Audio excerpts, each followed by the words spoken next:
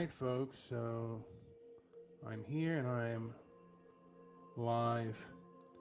The title of the show is Do Not Engage with Toxic People, and it's something that I have to learn for myself. I have to learn when to cut bait, when the argument is no longer any good. And here are some of the rules that I have found that I think will work well. Number one, set clearly defined behaviors you won't tolerate. If someone crosses those boundaries, communicate your feelings and expectations firmly. Number two, limit exposure. If possible, minimize the time you spend around toxic individuals. This might mean distancing yourself or spending less time with them, and sometimes it might even mean spending less time with a group. And there are times when, if you're involved in bigger things, there may be no avoiding it, but always try to limit the exposure if possible. Sometimes that's not possible.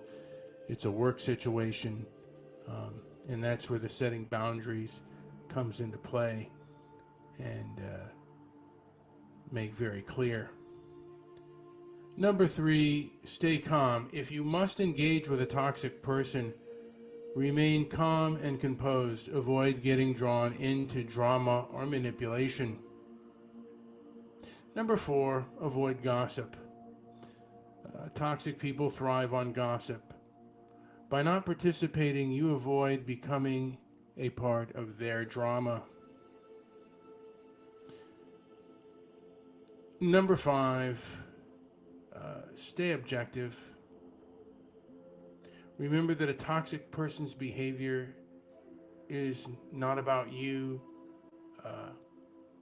Avoid, taking their words and actions personally.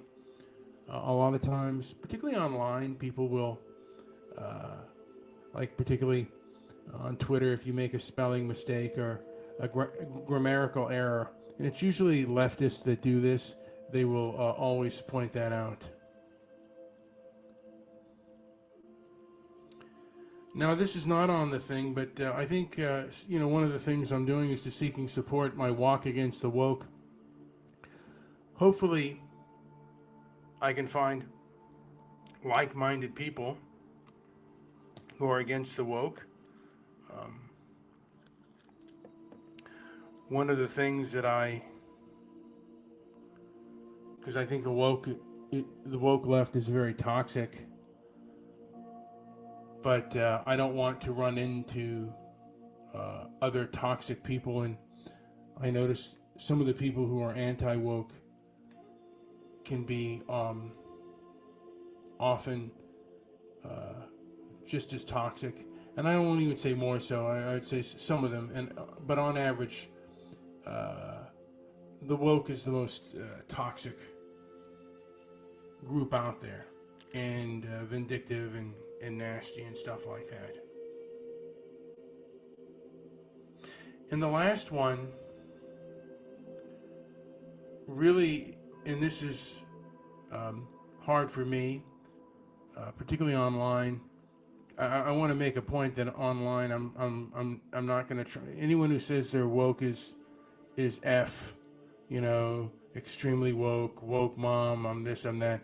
Not going to engage with them because they've heard everything about the woke before, and it's like dealing with someone with either a mental illness or a personality disorder, or someone who's involved in a cult. You're not going to get to them, and they're going to double down on things. So really discussing with them, not a good idea. The only time I might discuss with them is just to point them out and show them for what they are. There's lots of videos out here that show how toxic these people can be. And last for me is also to exit gracefully. If a discussion begins to escalate, learn to end gracefully. Phrases like,